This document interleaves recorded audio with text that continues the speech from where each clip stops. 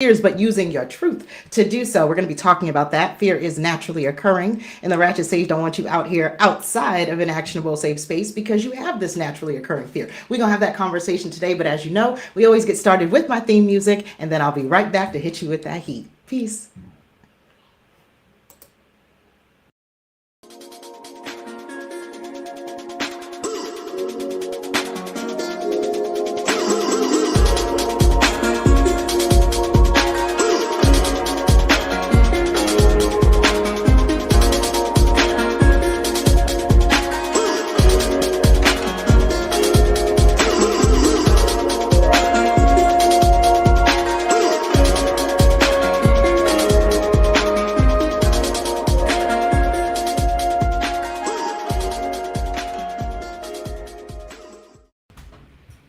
All right, y'all. Yes. So we're going to be talking about using your truth to overcome your fears. That's the conversation for today. And I'm super excited to have this conversation because one, it's just super crucial. I really think about people actually, not having the ability to use their own truth to overcome their fears. I get sad because I know that that's one of the main things that keeps people out of an actionable safe space. So I thought for my first live stream of the year, let's talk about fear and how you can develop your own framework on how to deal with fear. As I mentioned, fear is naturally occurring, so you're going to have some fear in your life, and I want you to be able to deal with that despite the fact that, you have that fear. So let's get into this conversation, and I'm super excited about it. Get myself set up. I'm doing the most over here. But yeah, so in terms of using your fears to overcome your truth to overcome your fears, like I said, your fear is naturally occurring. So this is something that you're going to be dealing with all the time, and I want you to be able to deal with. So that's what we're going to be talking about today. I do want to welcome you to my live stream. This is where creatives, visionaries, innovators, coaches, and entrepreneurs, those of you I call authentically distinct folks, right? You're distinct and you're authentic in your distinction, and you are here to offer the world something that they can't get from anywhere else. If that sounds like you want to stick around because we're going to be talking about how you can use your truth to overcome your fears. And I am the Ratchet Sage. I'm Ebony L. Green of Authentic Distinction, where I do help authentically distinct and neurodistinct folks develop deeper connections and impact in their life, their career, and their business without compromising their authenticity, their desires, and their values. Super important. I am the only certified life and business coach who teaches you how to use your authenticity to create what I call actionable safe spaces for yourself and for when you're with others. And I do this by guiding you to make sense of the greatness in your head. I know it's confusing. You got all this innovative amazingness in there and you're trying to get it out into the real world. You've got this big vision and people are telling you the vision is too much, you're too much, you're doing too much, you're being too much. And I'm here to help you without judging your truth, your worth, or your creativity, because I know that that's what everyone else is doing. So I'm here to help you bring your ass or your actionable safe spaces, because this is how you're going to grow, shine, and do the most. And that's what I want for you. And that's why I'm unapologetically known as the Ratchet Sage, because I am not playing with your greatness at all. I refuse to see you ashy in these streets. I want you to know that you have the capacity to be distinct along with your impact, and that means you're going to be extremely valuable and sought after, but only if you get yourself into an actionable safe space. So that's the core of my work, teaching you how to develop clarity, confidence, and resilience so that you can be in an actionable safe space, so that you can have scaled impact everywhere you go. And what we're going to be talking about today is part one of my 4-part series for this month my 3-part series for this month about how you can manage fear. Everybody's talking about overcoming fear, but they're not telling you exactly how to overcome your fears. And I'm going to be the person who's going to share that with you today. At the end of the day, you deserve to have a framework that is authentic to you on how you can deal with the fears that are authentic to you, your life, your love, and your work. I do not want you out here ashy in these streets. So we're going to talk today about what this method could be for you. And I'll share with y'all what my method is, and hopefully that'll help you develop what yours could be. So when you think about what your fears are in life, love, and work, I want you to think about whether or not you take the time to define what fear is to you. Because what I'm going to suggest is that there are 3 steps to overcoming your fears. The first step is to define what fear is to you. No one else has to give you that definition. You don't need a dictionary definition. You need to understand what fear means to you and your life and how it impacts you. Then you want to define what opposes fear. Now that you've defined what fear is, what is the opposite of that? What opposes it? What can create some opposition to that fear? So that's something that you want to be doing.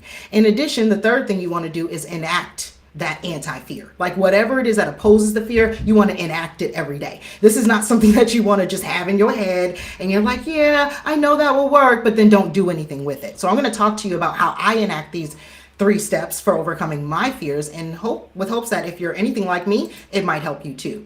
So the way I define fear, and keep in mind, the Ratchet Sage does not believe in you taking on other people's definitions. I do believe in you formulating your own definitions. But in the event that my definition of fear resonates with you, then I wanted to offer that to you today. But I start with this definition of fear because I know how fear impacts me in my life. Like I've said, fear is naturally occurring. There is no way around it. These people who are out here telling you that you can get rid of your fears and delete your fears from your life, they lying to you. They out here capping. There's no way to do that. Fear is naturally occurring biologically, from a neuroscience point of view, from a psychological point of view. It's there, it's going to show up. And for me, the way it shows up and it impacts me is it's what I feel. Fear is what I end up feeling when I consciously or unconsciously realize I'm missing information about something that I care about. Like, I don't know what the size of Jupiter is, but I also don't care about the size of planets, right? That's not something that regularly impacts my life. But when it's something I do care about and I value, like the oppression of marginalized people, something like that, if I'm missing information about something that I'm trying to do about something, or something I'm trying to be about something I care about, I'm going to feel fear. And that's how I define it. Because when I look back at every situation that I've been afraid, whether it was, a valid fear or whether it was an imposed fear by external forces, regardless of whether it was internally based or externally based, what was really rising up within me is me realizing I don't know something and I need to know it in order to move forward. And that always created a sense of fear for me. And me understanding that that's my definition of fear, it helps me kind of understand, okay, what was the effect it had on me? And the effect it had on me was in my being and my doing. It wasn't just in who I was, and it wasn't just in what I did. When I thought about who I was and my identity when I was not appropriately handling my fear was defining who I be and who I identified as. It also affected who I be and what I identified as. And it also manifested who I was about to be and what I was about to identify as. Similarly with my doing, my fear framed what I did. It framed what impact I had the capacity and capability to create. It directed what I did, and it also directed my impact from what I did. And then it also projected my doing and my impact. And what you might notice between these 3, because this is what hit me, and this is how I was able to come up with this understanding of what fear was doing to me, right? So just getting to the truth of it, getting a truthful foundation, because without that foundation, you really can't overcome anything. You really have to be starting with truth. And I understood that the way that I was allowing fear to define my past in terms of my being and my identity, but also to frame my past in terms of my doing and my impact. There was a past level in terms of the defining and the framing. And then there was the present that was being affected and directed in terms of being and doing by my fear. But then it was my future. I was manifesting a being and an identity that was fearful and that was born out of that fear. And I was projecting doing an impact that was based upon that fear. And I can tell y'all what it did. It caused me to play small. That's what it was all about. Like, I defined and affected and manifested my being and my identity to be as small as possible, right? Because of that fear.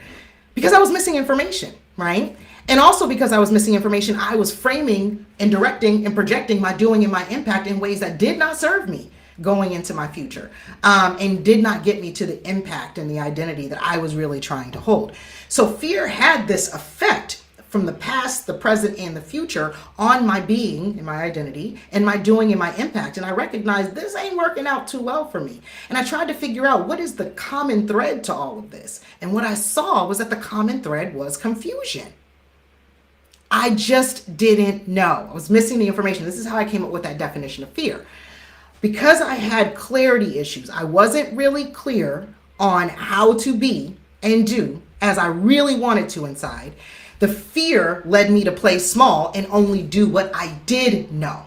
So I lacked these clarity issues. I had these clarity issues and I lacked this clarity. That led me to create confidence issues. So because I'm not clear and I'm missing this information, now I'm not confident in my being and my doing. So I'm not stepping out 10 toes down in the ground like, this is me, boo. I'm not doing any of that. Instead, I'm shrinking. Oh, not taking opportunities because I'm afraid of what's going to happen. All of this wasn't serving me, this confusion. And it all led to resilience issues.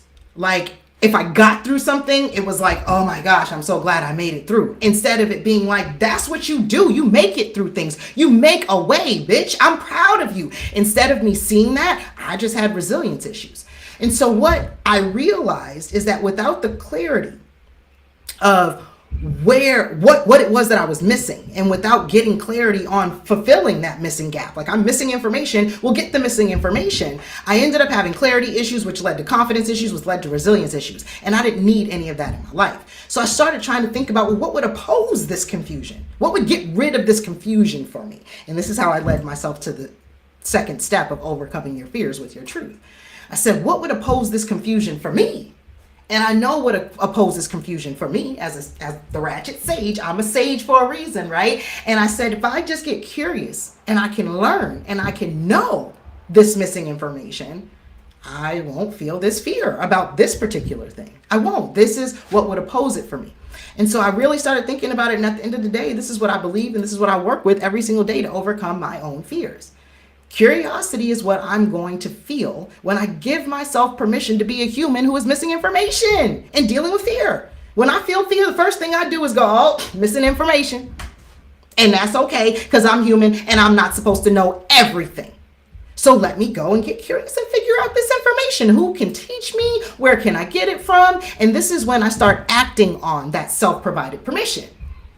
The moment you tell yourself, I'm wrong because I'm missing this information, or I'm wrong because I don't know, you won't even get curious because now you've replaced that curiosity space with shame space. I'm ashamed because I don't know.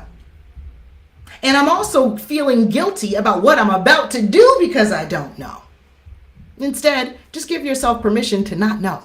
Give yourself permission to be missing information. It seems like a really, really simple answer, but it's very difficult to do when you're feeling that fear and you realize, I don't know how to get 10 people into my launch that I'm about to do in March. Okay, give yourself permission to not know that. Have you ever did a launch before and got 10 people into the launch of your offer? No, so give yourself permission to not know how to do that. Doesn't mean you have to stay not knowing how to do that. If you act on that self-provided permission, you'll be able to learn. You'll use your authentic agency to start talking to folks who can help you. You'll commit to self-honoring actions like learning more about things and surrounding things, finding out who's the best person to work with to figure out more about that thing. These are all of the things that will come if you just start with giving yourself permission. And to me, that's the beginning of that curiosity. It's a journey.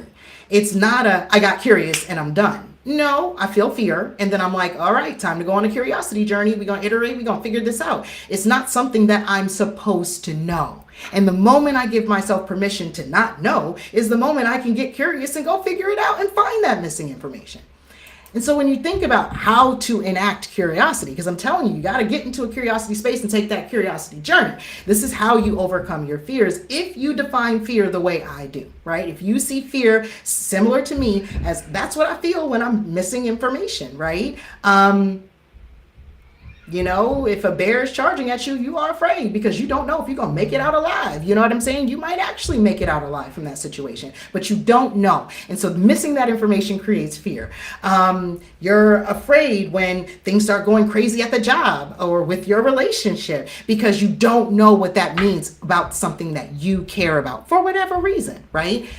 I'm just suggesting that if that's how you define fear, if that is how you experience fear in your life, your love, in your work, I want you to get to a curious space and enact it, right? And that starts with you accepting your truth and your being and your doing. First thing you can accept is that you just don't know, and that's okay. And give yourself permission to lack. I mean, when you talk about accepting the truth of your being, you want to accept the truth of your being without shame. I also want you to accept the truth of your doing without guilt. Accept so that you can start in reality. Because when we don't accept what is truly happening, we really can't make moves about it. It just happens to us and we have to let it happen. And I don't want that for you. So accept so that you can start in reality, because after all, what you are creating with your vision is going to be built in reality. And so regardless of why you're having fears about whatever part of your vision, whether it's life, love, or work, I know you want to get that out into the world, and you are going to get it out into the world in reality. So accept and start in reality. Do not accept with all this shame, because that's not the reality, and don't accept it with all this guilt, because that's not your reality. Your truth is your truth, and there's no need to add shame and guilt into it. It just is. Then when you give yourself permission to lack, I know that sounds a little crazy. Like, why would I give myself permission to lack? I want you to give yourself permission to lack so that you can gain. While I drink my water, I want y'all to think about that. If you don't give yourself permission to lack, what makes you think that you're going to gain? What makes you think that you even have the capacity to gain? Because you don't need anything, right? You don't even have the right to lack. Until you give yourself permission to be missing information, you won't get curious. It's that simple. And at the end of the day, you're going to feel shame and guilt in your relationship with your curiosity. When curiosity does pop up to save the day for your fears, you're going to then be ashamed because you don't know, or feel guilty because you don't know and haven't figured it out yet. And all of that is going to leave you in a situation where you have a negative relationship with your curiosity. And with that negative relationship, you can't really move forward. You will never get comfortable with the power of your own curiosity, and you won't overcome your fears. They'll just keep beating you up. And I don't want that for you either. And the last thing you want to do to enact your curiosity is to iterate and learn to know. To be clear, I do this stuff every single day. I got to be curious every single day. Being someone who struggles with generalized anxiety disorder, being a Black autistic woman in America, that was tough today. That it was tough being, treated a different way because you're Black and being treated differently. I had some situations with that earlier today, and that was tough. So I had to give myself permission to just lack so that I could gain. I'm not going to spend my money here because they're overlooking me, right? And now I don't know where I'm going to start getting lunch when I'm in that area going forward, but I know it won't be at that place. And so I give myself permission to lack and figure that out. That was just something that happened today. And so I'm going to iterate and gain through learning so that I can apply to know.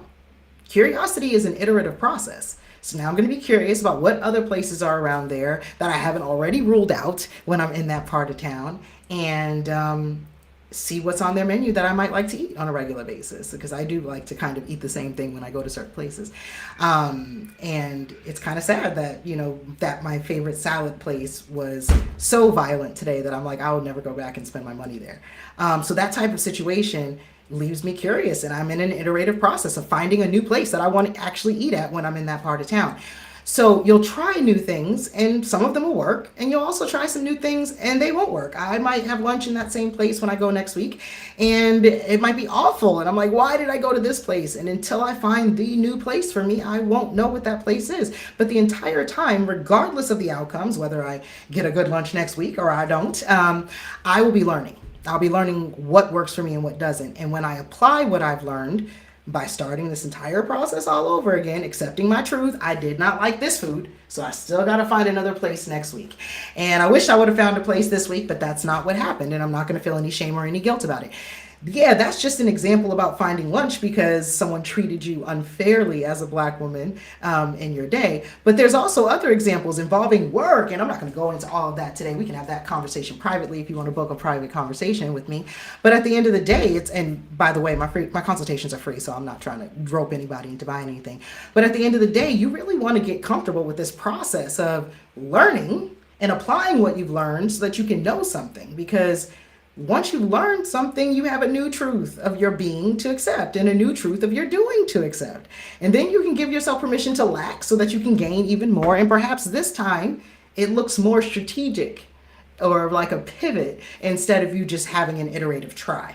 And that's what I find for myself. It's like the first time I enact curiosity, I might hit the mark right away. And I'm like, yes, this is exactly what I wanted. And so I don't have to try again. And now I have the missing information, and my curiosity has done what it needs to do. And sometimes it's a whole journey and it's an iterative process. I'm going to try this, I'm going to try that. That's what it was like for me when I was trying to get my brand strategy together. For years, I spent tens of thousands of dollars with the wrong brand strategist until I came across the Ghetto Country Grandmother at Grandma's house, who has been phenomenal for me and my business and my personal and my business brands. Just amazing. But it took a huge iteration of, nope, that doesn't work. Well, you're telling me to do this and that doesn't work for me. And you're telling me to do this and that's not authentic to who I am. So I'm not doing that after I already spent $10,000 to get into your mastermind to find out that you can't really help me. Unfortunate circumstances, but the entire process I was learning. And that's what led me to know, oh, I can drop this money with the ghetto country grandmother because she can help me. And I knew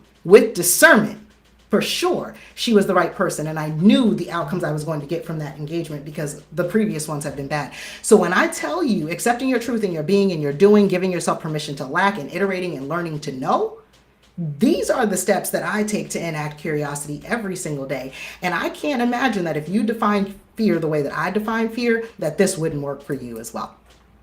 So what's the lotion from the Ratchet Sage? If you define fear as what you feel when you are consciously or unconsciously missing information about something you care about, if that's how you define it, my lotion to you, to that ashiness, is for you to just listen to your fears. Learn what is missing, because if you learn what's missing, then you can go get it. And that's when you can get curious so that you can learn. This is when you gain what is missing, okay? And when you apply learning to develop your knowing, now you're no longer missing that information. Oh shit, you see how that goes? And this to me is a framework that I use regularly when I'm afraid. I listen to my fears. I don't just ignore them bitches. They there for a reason. What you here to tell me, speak up, boo, what's up? And then I learn what I'm missing from that. Like, okay, I heard you speaking. I'm afraid about this and I'm afraid about that. What is it that I don't know? What is it that I'm missing? Do I feel like I'm missing a resource? Am I afraid that I don't know how to get that resource? What is it that's missing? And then I can get curious to figure out, well, how can I stop it from being missing, right? It's just that simple. And it may take months, days, weeks, sometimes years for me to get what's missing. But as long as I remain curious and continue to learn the entire time and apply what I'm learning so that I can develop what I know, I'm just getting closer and closer to not missing that information, right? And those are my bring your ass next steps for y'all. I mean, that's really what I have to share with you, is that you really have to develop your framework. Whether or not your framework starts with the definition that I have, you want to define what fear is to you. Think about how it impacts you. Think about how it rests in your body. How do you feel when you are afraid? Think about that and define what fear is for you. For me, fear is what you're going to feel, right? When you're consciously and unconsciously realizing that you're missing information. But that does not have to be what it is for you. But from there, I took y'all through how I used that definition of fear to figure out what is the opposite of that fear and how can I enact it. And that's all you got to do to develop your own framework for fear. If the framework that I shared with you today actually works for you, then amazing. That means that you experience fear in a way that the Ratchet Sage does. And so this will work because it works for me on a day-to-day basis. But in the event that you define fear in a different way, that is okay. And feel free to drop it in the comments, because I'm sure someone else is feeling the same way that you do. And I will drop into the comments the link to these slides so that y'all have that as well. But define what fear is to you and then figure out what's the opposition to that fear and then enact that opposition. And that's how you will use your own truth to overcome your fears. So when y'all think about what I've shared with you today about how you can leverage curiosity to overcome your fears, I'd love to know what your takeaways are from today's discussion. How do you define fear? What is the opposite of that fear for you? And how can you enact that to get yourself to where you want to be in your life? I'd love to hear that. And if this framework, the framework that the Ratchet Sage uses every single day and teaches to my clients, if this works for you, let me know in the comments. I'd love to hear how this is working out for you. And in the event that you want to have a conversation with me about this, there will be, in the link that I'm going to put with all these slides, there is a little button at the bottom that will allow you to book a free consultation with me. You'll have a whole hour to speak with me about this so we can get you to an actionable, safe space with your own fears using your authenticity and your truth. So at the end of the day, that's what I've got for y'all. And if you're a coach, I got a little bit more for you, because I don't want these coaches out here in the streets. I have been working with coaches for the last 2 years, training them to develop their businesses so that they can be authentically distinct in this industry that is completely oversaturated with everyone calling themselves a coach. Everyone's got an opinion and they think that that's coaching. People are out here influencers and they got something that they want to say that they learned from a coach or someone else, and they want to share it with you and they want to call themselves a coach. These people really don't have much to offer you, and you can tell because they don't have a unique, rare solution. They're not here to help a certain type of person with a certain type of thing. There is no specialty, But for these coaches who are out here that are like, no, I believe I have a specialty. I can really help someone. I got an actionable safe space inside of me, and I know that I can get it out and help other people as well. I can be like the Ratchet Sage. I know I can. I believe you can. And I'm offering a couple of options. Over the last 2 years, I've been doing my webinar live for an hour and then giving people an hour of Q&A afterwards. And after doing that for 2 years, I think I'm ready to turn that into a course that coaches can take, or people can take, when they're thinking about becoming a coach, to find out what the 5 pillars of authentic coaching power are, so that you can start your coaching journey with clarity. But if you've already started your journey, or you're like, I already know I want to be a coach, I really want to get into building, well, that's what my 4-week workshop is. You get to work privately with the Ratchet Sage to figure out, what is your coaching specialty? What's the unique, rare solution that you're bringing, not just to the industry, but to the world? Because I believe that coaching is a healing modality, and in you is something that you can use to transform someone else's life, if you've gone through and transformed your own. And so if that sounds like you, and you've been through it, right, you have a mud journey, is what I call it, that you've gone through, and you know what the blueprint is to get out of that mud. And you can transform that into, well, you can turn that into a set of programs and structure that you use to help your clients transform in the same way you helped yourself transform. If that sounds like the kind of coach you want to be, join my Unlock Your Expert Coach Academy so that we can put you through that private experience. It is the only way to get into the 3-month intensive, where we get you clear on your target market, your client avatars, all of your offers, minimum viable offers, forward-facing client offers, as well as your high-end client offers.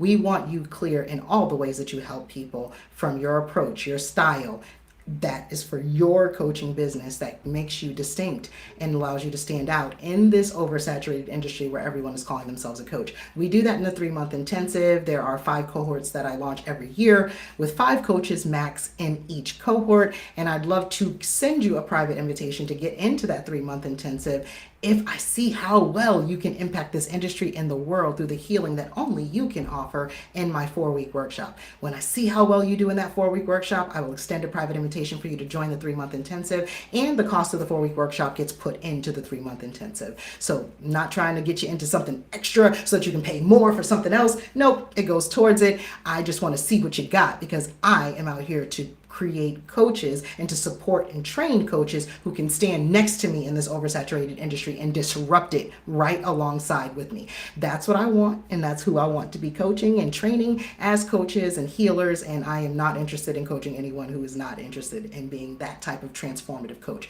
So that's the reason why it's by private invitation only. And if that sounds like you, join my Unlock Your Expert Coach Academy today, and let's get some shit done. But like I said, for those of you who are not ready to take action or invest yet, you can always book a free 1-hour consultation with me so that we can discuss the best next steps for you, so that you can get into an actionable, safe space for you and that big vision I know you have, because you're an authentically distinct person if you're still rocking with me on this live stream or catching the replay.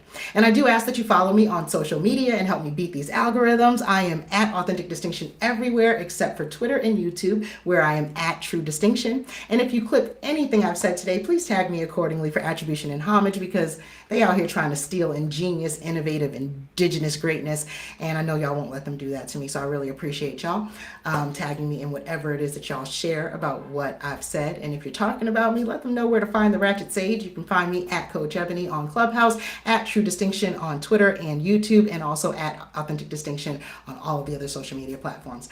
And those are my Bring Your Ass Next Steps for y'all. I really want you to make sure that you define what fear is to you, so that you can overcome it with your truth. I want you to figure out what is the opposite of that fear, so that you can get to a framework that allows you to enact that opposite and allows you to live your life despite the naturally occurring fear that's going to come up. And if after you've heard all of this from me today, you want to learn more about your fears and how you can leverage curiosity, do not hesitate to book a free consultation. I would love to help you out. I'll be live at my usual time of Wednesdays. In 2023, I've moved from Sundays to Wednesdays, so y'all can catch me on Wednesdays at 8 p.m. Every single Wednesday at 8 p.m. I will be in the same places on the social media streets. But next week, we'll be talking about how you can leverage whatever framework you came up with for your fear in terms of your life and your love, okay? We're going to be talking about life and love next week and the fears that come up with life and love and how you can leverage your fear framework to deal with that. So we're going to be talking about that next week in part 2 of my 3-part series of managing your fears. I've had a great time rocking with y'all tonight, and I appreciate everyone who was here live and who will be catching the replay. Y'all know what to do. Stay authentic and make sure you bring your ass. And peace.